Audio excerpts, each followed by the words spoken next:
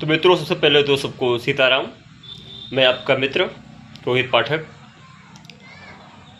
कुछ चंद लाइनों से शुरुआत करना चाहूँगा अपने वार्तालाप की, क्योंकि मैं ऐसा मान के चल रहा हूँ कि आप मेरे समक्ष बैठे हुए हैं।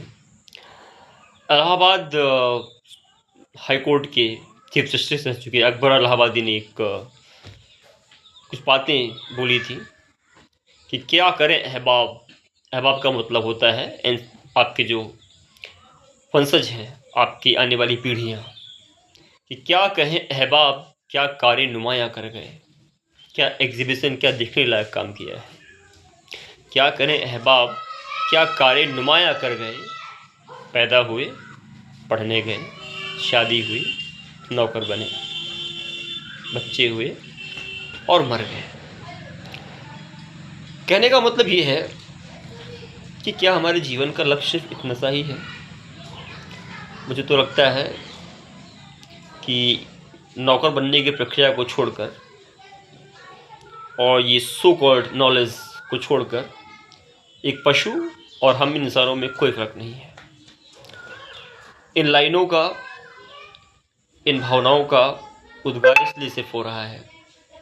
आज एक बीएड वर्सेस नॉन बीएड की बड़ी बहस चल रही है। बड़े स्कूलों में बोलते हैं कि एक ऐसा व्यक्ति जिसके पास बीएड की डिग्री तो हो बट मेरिट्स ना हो। कई सारे विद्यालयों में जहां मैं एज ए नॉन बीएड भी काम कर चुका हूं, फॉर एग्जांपल टेनिटॉट्स, for example innovative minds academy, for example Vidya international academy, for example bigger institutes like Mahindra, जो बैंकिंग के लिए काफ़ी फेमस है। फ़िलहाल वहाँ बीएड का कोई लेना देना नहीं है, पर अभी तो एक है ना कि कागजी हो गई ये चीज़ें। बीएड यानी बैचलर ऑफ एजुकेशन। मुझे तो लगता है कि बैचलर ऑफ आर्ट्स, आर्ट्स मतलब क्या, कला, और कला मतलब क्या, एक ऐसा तरीका जिससे आप कठिनतम चीज़ों को सरलतम आसानतम भाषाओं में समझा सके। एक व्यक्ति जो पीएचडी है मैथ्स में, उसको फार्मूले सारे रटे हुए हैं, आप सवाल लगाने के लिए दे दीजिए, प्रश्न दे दीजिए और वो उसको ना हल कर पाए, तो लानत है ऐसे बीएड पर।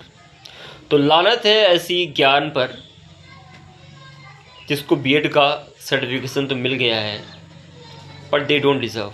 And I challenge each and everyone जो सिर्फ और सिर्फ इस बात पर निश्चय करते हैं कि आप बीएड हो या नहीं हो। धन्यवाद।